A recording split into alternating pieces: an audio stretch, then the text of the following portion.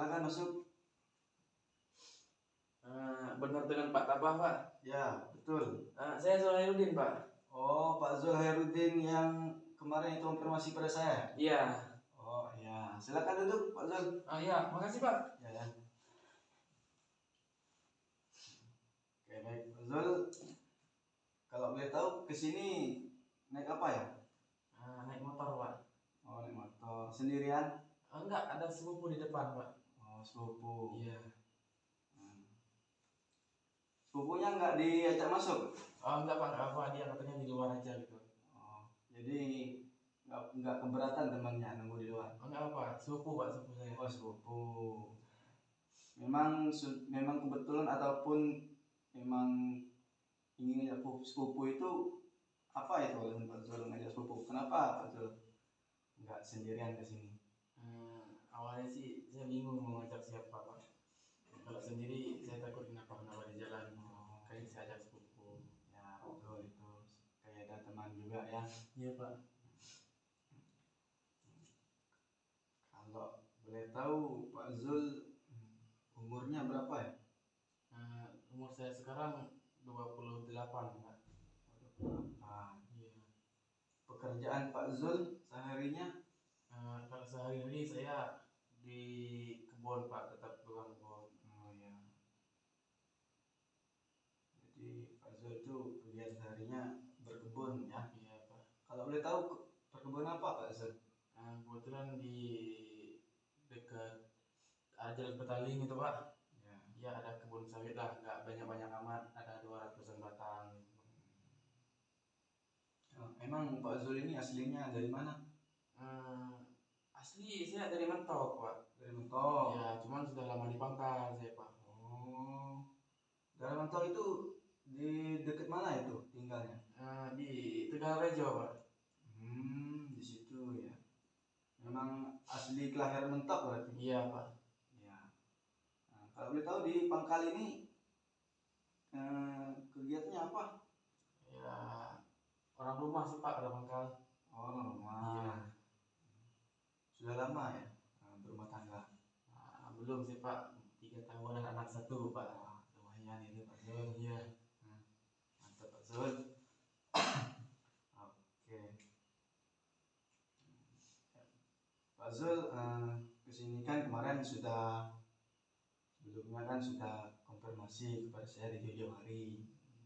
Itu bagus itu Pak Zul telah bertanya kepada saya apakah saya bisa untuk melakukan konseling kepada Pak Zul. Nah kan kemarin kita sudah menentukan jadwalnya untuk kapan bisa konseling itu dapat dilaksanakan. Jadi hari ini memang saya jadwalnya memang untuk khusus Pak Zul. Siap. Okay. Kalau boleh tahu Pak Zul kesini itu masalahnya apa yang ingin diceritakan mengenai Pak Zul datang ke sini itu, apa yang ingin dibahas ataupun masalah-masalah yang terjadi pada Pak Zul itu apa? Saya juga bingung ini ngejelasinnya gimana Pak. Tapi pada dasarnya saya ini perokok aktif gitu Pak. Oh, perokok aktif. Iya. Keseharian itu saya nggak lepas nggak merokok itu saya agak pusing atau apa gitu Pak namanya. Saya bingung, gelisah lah gitu ya, kalau nggak merokok itu. Nah ini saya baru kepikiran semenjak saya merasakan oh ternyata di seorang ayah itu nggak mudah gitu kalau kita masih merokok gitu. Karena kita juga butuh uang untuk beli susu anak kita lah, apalah Pak. Intinya banyak kebutuhan. Nah jadi beberapa pekan kemarin saya sempat berpikir mau berhenti merokok. Terus saya coba Pak gitu dengan cara yang saya bisa gitu. Dan ternyata saya juga nggak bisa berhenti merokok. Jadi setelah saya bingung mau ngapain lagi Pak, saya ceritalah ke teman-teman. Terus ada teman saya yang namanya Faisal, dia bilang, oh kamu sama Pak Tabah aja, dia bilang. Dia temanku kemarin juga ada di situ, dia bilang kan. Nah terus, oh iya, terus materi itu dapat nomor Pak Tabah. Oh iya, oke, segar ya. Nah, jadi memang keinginan Pak Zul datang ke sini ini memang keinginan tersendiri ataupun karena keterpaksaan dari arahan dari teman-teman Pak Zul? Ya, keinginan saya sendiri Pak, karena saya sangat ingin berhenti merokok Pak. Oh ya, jadi tidak ada unsur keterpaksaan ya. Oh tidak Pak. Anda datang ke sini berarti Pak Zul itu memang benar-benar ada niat dan tekad Ya, bagaimana cara Pak Zul biar bisa berhenti dari kecanduan merokok. Iya Pak. Ya.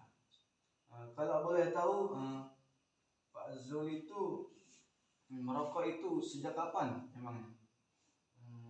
Ginilah Pak ya, kalau dari kecil gitu ya, dari SMP udah merokok, terus ke SMA ngerokok, tapi masih sembunyi-sembunyi dari orang tua waktu Oh itu Pak. ya. Ya. Terus di waktu kuliah, nah di waktu ini saya rokok itu jadi makanan sehari-hari bisa dibilang Pak. Jadi kalau nggak ngerokok itu nggak enjoy, nggak tenang gitu Pak. Makanya sekarang ini kuliah pun saya nggak selesai gitu Pak. Makanya kembali ke kebun. Oh iya. Jadi memang ya kalau rokok itu memang menjadi sebuah penghambat ya. Iya bagi Pak. kita. Iya. Jadi Pak Zul itu memang apa? Memang telah benar-benar ingin berhenti. Jadi Pak Zul itu artinya sadar bahwa rokok itu benar-benar tidak baik dalam kesehatan ataupun dalam kehidupan Pak Zul itu tersendiri. Iya Pak. Jadi menurut Pak Zul, ketika Pak Zul mulai merokok sejak kecil, itu gimana rasanya jikalaupun tidak merokok pada sehari ataupun 2 hari tidak merokok itu? Untuk sekarang Pak ya. Ya. Ya untuk sekarang sih Pak, setidaknya kalau nggak 1 hari itu habis sebungkus loh Pak ya. Nah, jadi kalau dipikir-pikirkan sebungkus itu 28.000, rokok saya kan sempurna Pak. Oh iya. Nah kalau 28.000 itu saya pikir belikan susu anak saya udah dapat sehari gitu kan Pak. Ya. Nah maka dari itu saya kalau merokok itu kalau nggak merokok sebenarnya agak gelisah. Cuman karena saya sudah bisa dibilang kecanduan mungkin Pak ya. Ya. Saya juga nggak tahu saya ini udah kecanduan atau belum Pak. Tapi kalau nggak merokok saya agak gelisah gitu, kayak ada yang kosong gitu, kayak hampa gitu Pak hidup saya. Kemarin sempat nyoba sih berhenti bentar, tapi pengen nyoba terus rokok itu Pak. Ya itu sih Pak. Jadi ketika Pak Zul bekerja itu, ketika Pak Zul bekerja sambil merokok itu gimana perasaan ataupun pekerjaan yang Pak Zul lakukan itu jika melakukan pekerjaan dengan adanya rokok sebagai bahan pelengkap? Ya sebenarnya seru sih Pak. Seru. Ya kalau dinikmatin itu nikmat sih nikmat ya rokok itu. Cuman yang saya pikirin itu biaya untuk beli rokok ini loh gitu. Kan sebenarnya bisa saya manfaatin. Ya seperti contohnya ke susu tadi lah gitu Pak. Iya. Ya, kalau dibilang dari nikmatnya sih nikmat gitu. Oke, Pak Zul, saya sudah mendengar permasalahan Pak Zul mengenai kecanduan merokok. Mungkin Pak Zul ini sudah terkena adiksi rokok ya, gangguan. Artinya Pak Zul ini sudah dalam fase ringan menuju berat. Adiksi merokok fase ringan menuju berat, karena Pak Zul benar-benar jikalaupun tidak ada rokok merasa gelisah. Iya. Artinya itu sebuah permasalahan yang besar. Jikalaupun tidak segera ditangani akan berefek samping lebih berisiko tinggi lagi terhadap kesehatan Pak Zul. Jadi saran yang saya berikan untuk Pak Zul pada konseling pertemuan yang pertama ini, lakukanlah tahap-tahapan ringan saja untuk awal-awalnya. Memang secara langsung memang nggak bisa memang untuk berhenti merokok. Memang berat itu. kalaupun berhenti merokok langsung kita berhentikan secara utuhnya memang nggak bisa. Artinya ada tahapan demi tahapan supaya Pak Zul itu bisa mengurangi lah setidaknya dari adiksi rokok itu tersendiri. Pak Zul bisa melakukan aktivitas-aktivitas yang positif, misalnya Pak Zul bisa menggantikan rokok itu dengan cemilan-cemilan mungkin. Nah, dicoba dulu tahapan demi tahapan. Misalkan kalau boleh tahu itu Pak Zul itu seharinya berapa bungkus ngerokok? Kurang lebih sehari lah Pak. Sehari sebungkus? Iya kurang lebih Pak. Oh, itu bisa diganti misalkan sehari itu misalkan sebatang. Coba bisa nggak Pak Zul untuk minimalisir Pak Zul ngerokok itu?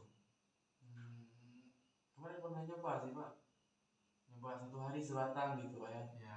Saya pernah coba, namun rasa pengen ngerokok itu kuat gitu Pak. Saya pernah coba nggak beli rokok lah sehari, tapi kayak bingung mau ngapain gitu. Akhirnya ada teman datang kan, isap 1 batang, terus habis teman pulang beli gitu Pak. Iya, iya. Oke. Jadi saran dari saya sebagai